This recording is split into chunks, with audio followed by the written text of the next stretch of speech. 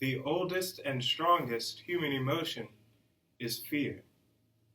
And the oldest and strongest fear is the fear of the unknown. Welcome, guys and ghouls, to the birthday celebration of HP Lovecraft, where we're celebrating the horrors of life.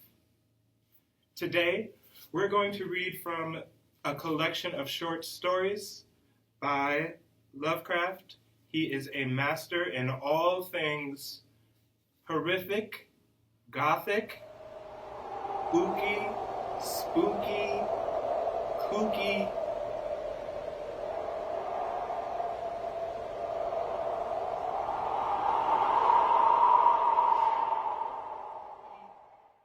Nyarlathotep, the crawling chaos. I am the last. I will tell the audient void. I do not recall distinctly when it began, but it was months ago. The general tension was horrible. To a season of political and social upheaval was added a strange and brooding apprehension of hideous physical danger. A danger widespread and all-embracing. Such a danger as may be imagined only in the most terrible phantasms of the night.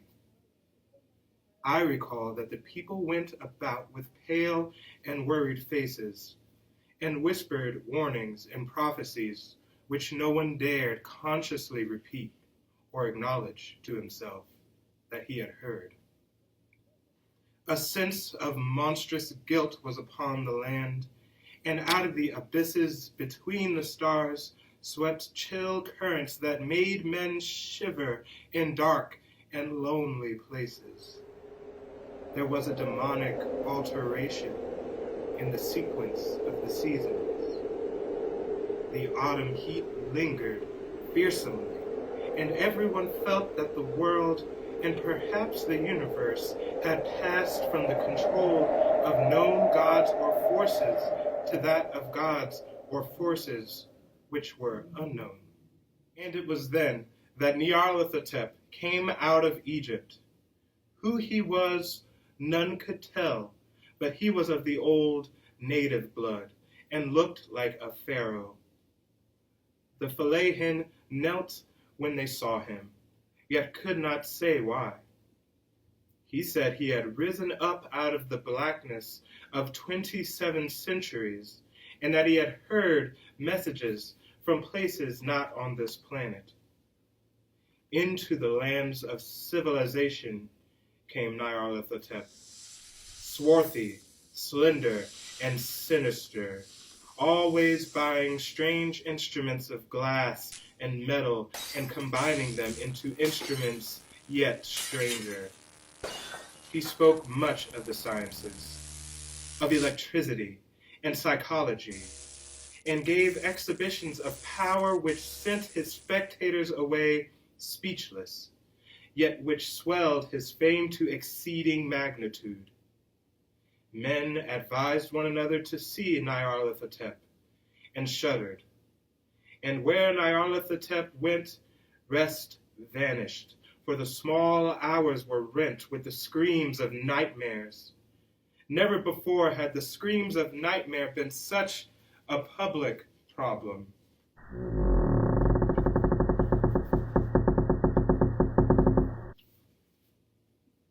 Now the wise men almost wished they could forbid sleep in the small hours, that the shrieks of cities might less horribly disturb the pale, pitying moon as it glimmered on green waters gliding under bridges, and old steeples crumbling against a sickly sky. I remember when Nyarlathotep came to my city, the great, the old, the terrible city of unnumbered crimes. My friend had told me of him, and of the impelling fascination and allurement of his revelations, and I burned with eagerness to explore his uttermost mysteries. My friend said they were horrible and impressive beyond my most feverish imaginings, that what was thrown on a screen in the darkened room prophesied things none but Nyarlathotep dared prophesy, and that in the sputter of his sparks there was taken from men that which had never been taken before, yet which shewed only in the eyes. And I heard it hinted abroad that those who knew Nyarlathotep looked on sights which others saw not.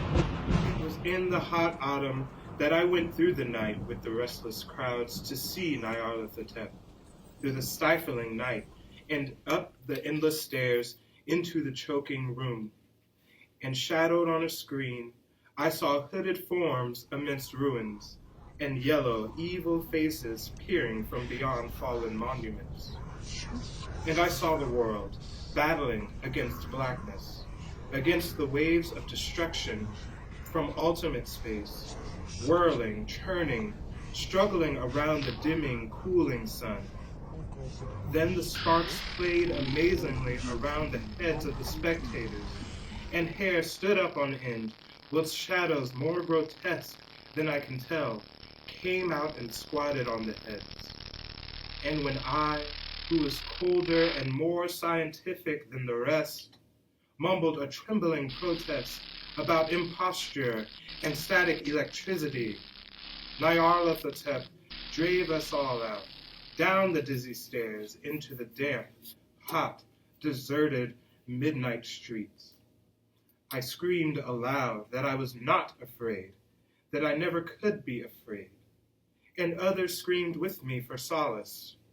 We swore to one another that the city was exactly the same and still alive, and when the electric lights began to fade, we cursed the company over and over again and laughed at the queer faces we made.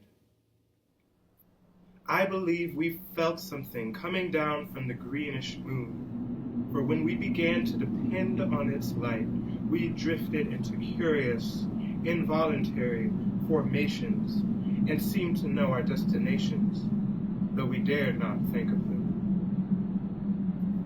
Once, we looked at the pavement and found the blocks loose and displaced by grass, which scarce a line of rusted metal to shew where the tramways had run. And again, we saw a tram car, lone, windowless, dilapidated, and almost on its side.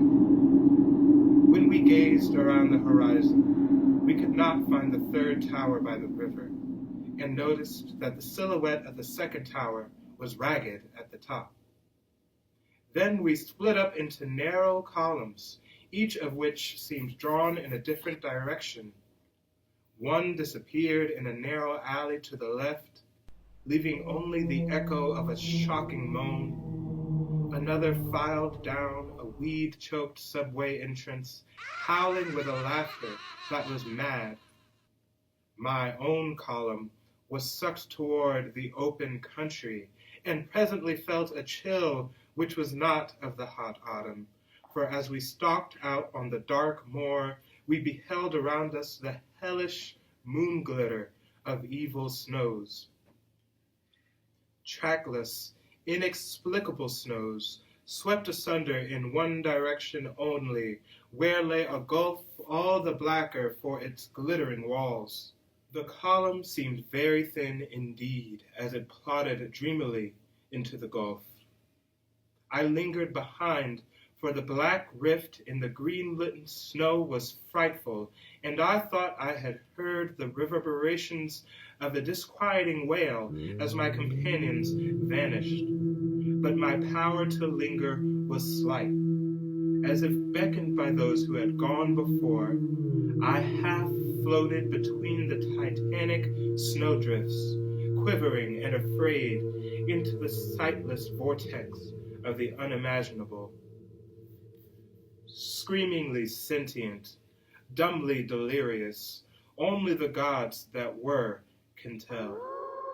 A sickened, sensitive shadow writhing in hands that are not hands, and whirled blindly past ghastly midnights of rotting creation, corpses of dead worlds, with sores that were cities, charnel winds that brush the pallid stars and make them flicker low. Beyond the world's vague ghosts of monstrous things, half-seen columns of unsanctified temples that rest on nameless rocks beneath space and reach up to dizzy vacua above the spheres of light and darkness. And through this revolting graveyard of the universe, the muffled, maddening beating of drums and thin, monotonous whine of blasphemous flutes from inconceivable, unlightened chambers beyond time, the detestable pounding and piping whereunto dance slowly, awkwardly, and absurdly the gigantic, tenebrous ultimate gods, the blind, voiceless, mindless gargoyles, whose soul is Nyarlathotep.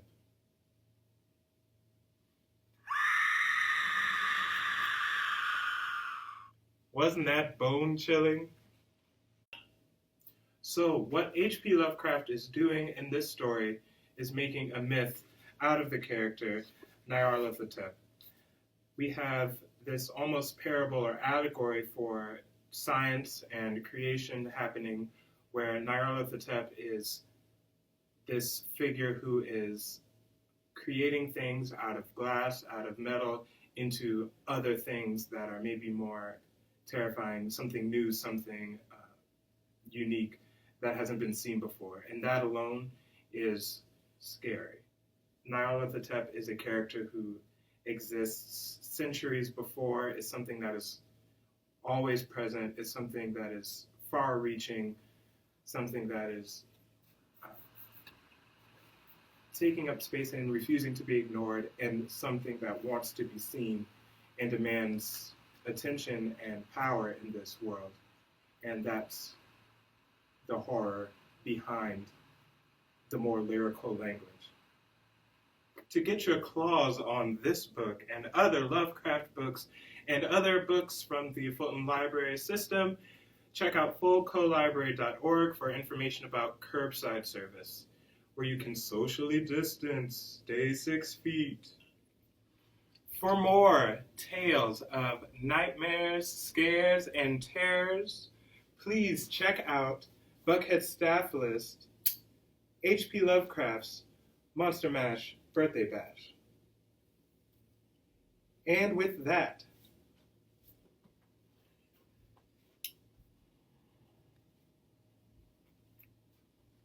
happy birthday.